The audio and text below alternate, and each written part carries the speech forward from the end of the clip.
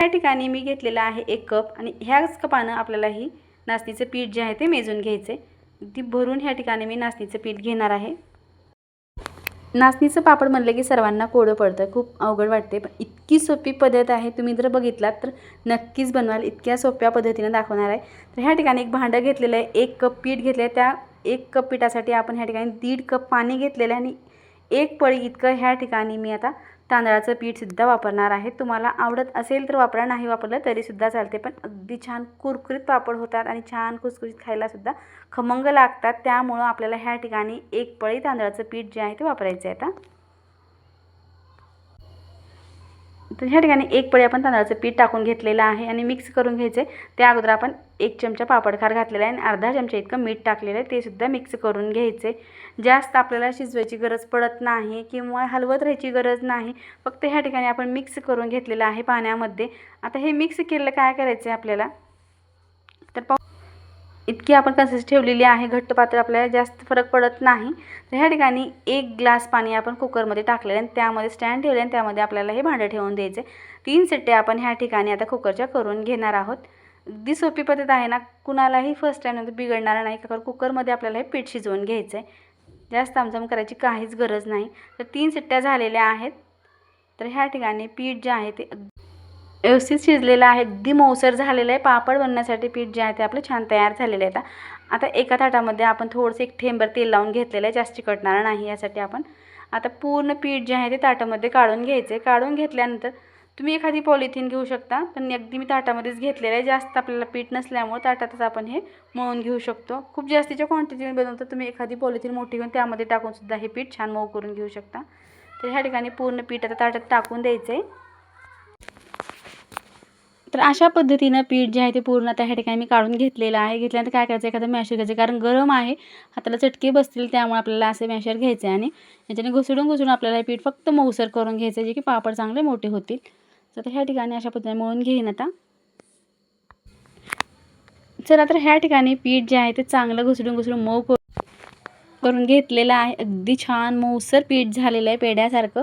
आता ह्याचे छान आपल्याला पेढेच बनवायचे आहे, म्हणजे पेढ्याचा आकार द्यायचा आहे। हवा त्या आकारामध्ये तुम्हाला जसा मोठा लहान पेढा बनवायचा आहे तसा बनवा। तर ह्या ठिकाणी अशा पद्धतीने मी पेढे जे आहे ते पूर्ण आता ह्या ठिकाणी बनवून घेतलेले आहेत। पाहू शकता अगदी मस्त गोल गरगरीत आपले हे पेढे बनवून तयार झालेत। एक गोळा घ्यायचा आहे आणि ह्या ठिकाणी मी पॉलिथिन घेतलेले, कारण अगोदर यूज केलेलेच पॉलिथिन आहेत ह्या, त्यामुळे जास्त आपल्याला तेल तर बिलकुल लागणार नाही। जर सुरुवातीला लागलं तर एखादी ठेम तुम्ही तेल खालून लावू शकता।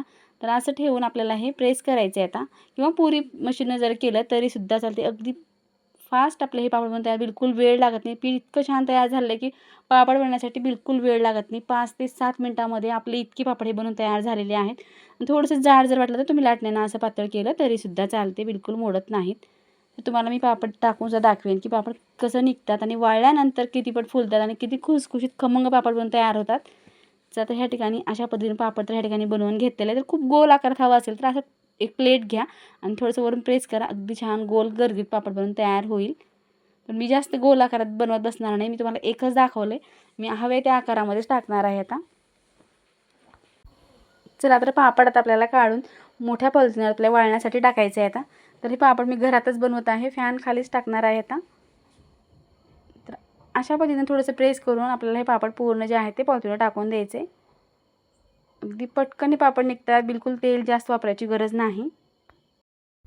तर तुम्ही तर आता पाहिले पापड कसं बनवायचं, अगदी न शिजवता न घाटता आपण हे पीठ पटकन कुकरला ठेवून हे शिजवून घेतलेले आणि अगदी छान पापड आपले तयार झालेले आहेत। पाहू शकता 1 कप पीठामध्ये इतके पापड बनवून तयार झालेले आहेत। तुम्हाला सुद्धा पापड पाहिल्यानंतर वाटलं असेल की अगदी सोपी पद्धत आहे आणि करण्यासाठी सहज कोणालाही जमणारी आहे। तर 1 दिवसाकरता कडकडीत उन्हाला आपण हे चांगले वाळवून घेतलेले आहेत आणि छान कुडूम वाळलेले आहेत। आता कडकडीत तेलामध्ये आपण पापड टाकलेले, अगदी छान पापड फुललेला आहे। तेल खूप जास्त तापलेलं, गॅस मीडियम केलेला आहे आता। तर ह्या ठिकाणी स्टीलची कढई असल्यामुळे खूप लवकर तेल तापलं जातं।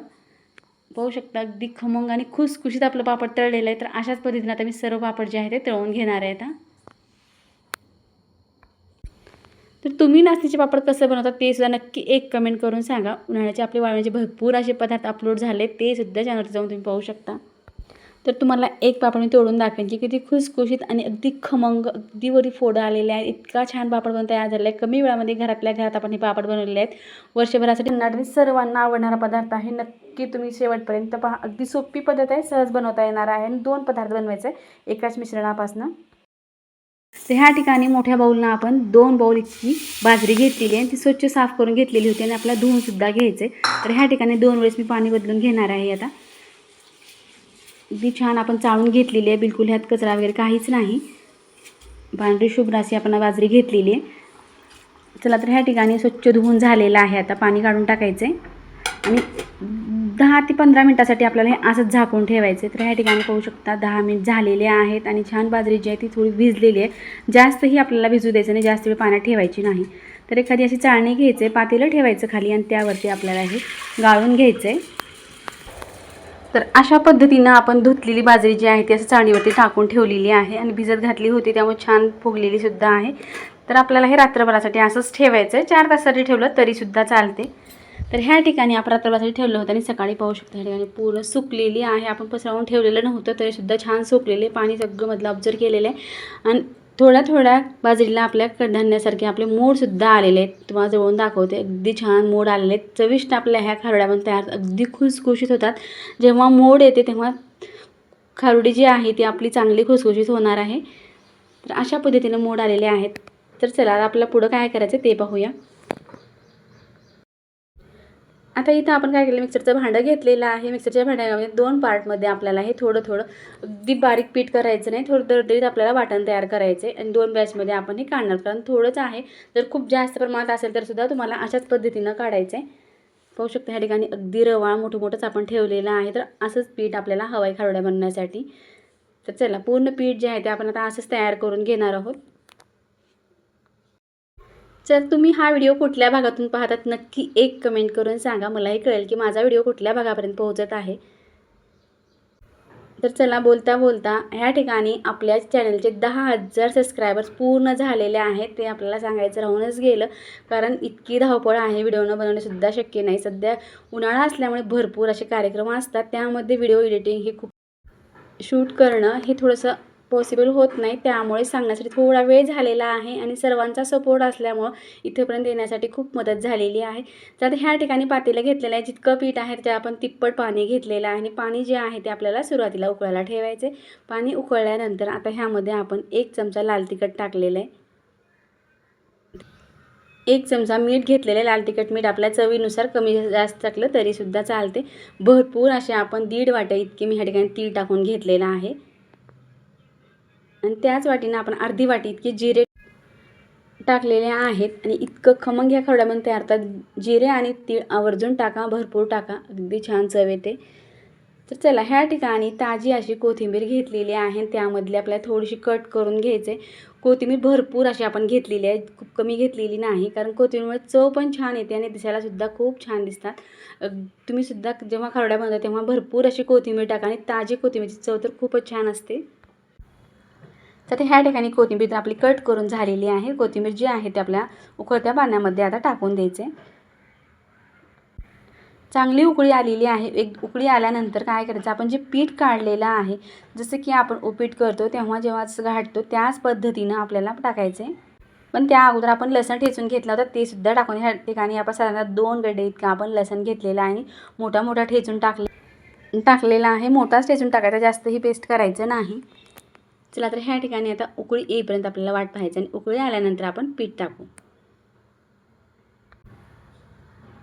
आता पाहू शकता ह्या ठिकाणी चांगली उकळी आलेली आहे आणि आपल्याला थोडं थोडं करून आता हे पीठ जे आहे ते ह्यात टाकायचं आणि हलवत राहायचं आहे, जे की गुठळ्या होणार नाहीत किंवा गड्डे होऊन बसणार नाहीत. त्यासाठी आपल्याला मिक्स करते वेळेस हलवून घ्यायचं आहे. तर पाहू शकता पूर्ण जितकं आपण पीठ काढलं तितकं पीठ आपण ह्यात टाकलेलं आहे.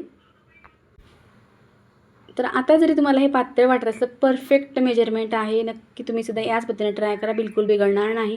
इतकं पातळ असलं तरीसुद्धा शिजण्यासाठी पाण्याचं प्रमाण हे जास्तच लागतं, कारण बाजरी ही खूप कच्ची आहे आणि घट्ट असते, त्यामुळे शिजण्यासाठी पाणी लागतं. आता ह्या ठिकाणी तुम्हाला सुद्धा लक्षात आलेलं असेल पाणी किती आपलं ऑब्झर्व केलेलं आहे आणि अगदी छान घट्ट व्हायला सुरुवात झालेली आहे. आणखीन खूप घट्ट होणार आहे, कारण आपल्याला बाजरीची जेव्हा आपण खारोडी बनवतो तेव्हा शिजवण्याची पद्धत ही माहीत असली पाहिजे, कारण शिजणं पीठ खूप महत्त्वाचं आहे. त्यामुळं खुसखुशीतपणा येतो. जर पीठ चांगलं शिजलं नाही तर खारोडी जी आहे ती खूप कडक होण्याची शक्यता असते. तर ह्या ठिकाणी पूर्ण पाणी आपलं ऑब्झर्व केलं आहे. छान पीठ जे आहे ते चांगलं शिजलेलं आहे. अगदी मऊसूत पीठ आपलं छान तयार झालेलं आहे. आता काय करते, थोडं थोडं प्लेटमध्ये काढून थंड करून हाताला चटके बसणार नाहीत अशा पद्धतीनं व्यवस्थित आपलं पीठ जे आहे ते छान घट्टसर झालेलं आहे. आता ह्याच पिठापासून आपण 2 पदार्थ बनणार आहोत. तर ह्या ठिकाणी सुरुवातीला मी चकल्या बनवून घेतलेल्या आहेत आणि चकल्या अगदी छान झालेल्या आहेत. तुम्हाला तळूनसुद्धा दाखवेन. 1 दिवसाकरता आपण ह्या कडकडीत वाळवून घेतलेले आहेत. चकल्या टाकतानाचा व्हिडिओ थोडा स्किप झालेला आहे, त्यामुळे चकल्या वाळलेल्या तुम्हाला पाहायला भेटलेल्या आहेत. ह्या ठिकाणी अगदी छान कुरकुरीत वाळलेले आहेत आणि कट करून आपण ह्या ठिकाणी कैरी घेतलेले, सोबत शेंगदाणे घेतलेले आहेत. आणि खाण्यासाठी आपली बाजरीची चकली जी आहे ती तयार झालेली आहे. चला तर आता आपण खारोड्या कशा बनवतात ते पाहूया. खूप व्हायरल झाले आहेत आपल्या खारोड्याच्या व्हिडिओ. तर ह्या ठिकाणी अशा पद्धतीनं छोट्या छोट्या आकारामध्ये जसं की आपण सांडगे टाकतो त्याच पद्धतीनं आपल्याला ह्याचे सांडगे टाईप खारोड्या टाकून घ्यायचे. चला तर ह्या ठिकाणी अशा पद्धतीने पटकन मी आता पूर्ण खारोड्या ज्या आहेत त्या बनवून घेणार. जर माझ्या चॅनलचे नवीन असलं प्लीज चॅनल एक लाईक करा, शेअर करा, सबस्क्राईब करा. जेव्हा असे नवीन व्हिडिओ बनेल तुम्हाला पाहायला भेटतील. किंवा तुम्ही याच्या पापड्या बनवल्यात तरीसुद्धा चालते. चकल्या कशा बनायचा ह्याचासुद्धा व्हिडिओ लवकरच अपलोड होणार आहे, ते सुद्धा तुम्हाला पाहायला भेटणार आहेत. जर खारोड्या बनवायचा तुम्हाला कंटाळा येत असेल तर आपण चकल्या कशा बनवायच्या ते सुद्धा दाखवणार आहोत. आणि मागच्या वर्षीसुद्धा आपण व्हिडिओ अपलोड केलेला आहे. तर तुम्हाला मी इथे ताटामध्ये खारोड्या टाकून दाखवल्या. बाकी जे शिल्लक पीठ आहे ते मी टेरेसवरती जाऊन त्यावरती टाकणार आहे आणि अशाच पद्धतीनं पूर्ण खारोड्या ज्या आहेत त्या बनवून घेणार आहेत. तर पाहू शकता ह्या ठिकाणी खारोड्या टाकून झालेल्या आहेत, थोड्या सुकलेल्यासुद्धा आहेत, कारण हे उन्हात टाकलेल्या आहेत. आणि ताटसुद्धा मी आता हे उन्हात ठेवलेलं आहे. 1 दिवसाकरता आपल्याला हे चांगल्या उन्हामध्ये कडकडीत वाळू द्यायचं आहे, बिलकुल ओल्या राहू द्यायचं नाही. ओल्या जर राहिल्या तर लवकर खराब होण्याची शक्यता असते. तर ह्या ठिकाणी आपल्या खारोड्या थोडा आणखीन 1 दिवस आपल्याला ठेवण्याची गरज आहे, कारण वातावरण थोडंसं आभाळ असल्यामुळे इतक्या कडक ह्या वाळलेल्या नाही आहेत. थोड्या चांगल्या वाळलेल्या आहेत ताटामधल्या, आणि जी शिल्लक होत्या त्या इतक्या वाळलेल्या नाही आहेत आणखीन. तर ह्या ठिकाणी आपण कैरी कट करून घेतलेली आहे. उन्हाळ्यामध्ये जेव्हा असे पदार्थ बनवतो तेव्हा कैऱ्या येतात त्यासोबत खाण्यासाठी. तर ह्या ठिकाणी मी भाजी करते वेळेस थोड्याशा आपल्या खारोड्या ज्या आहेत त्या तळून पाहिलेल्या आहेत, वाळलेल्या अगदी छान खुसखुशीत झालेल्या आहेत. सोबत खाण्यासाठी कैरी घेतलेली आहे, थोडे शेंगदाणे घेतलेले आहेत, त्यावरून थोडं चटपट बनवण्यासाठी लाल तिखट मसाला टाकून घ्यायचे. आणि खाण्यासाठी आपले खारोड्या आणि शेंगदाण्याचे प्लेट तयार झाले. तुम्हाला ह्या खारोड्या कशा वाटल्या नक्की एक कमेंट करून सांगा. व्हिडिओ पाहिल्याबद्दल धन्यवाद. पुन्हा भेटूया अशाच एका नवीन रेसिपीसोबत.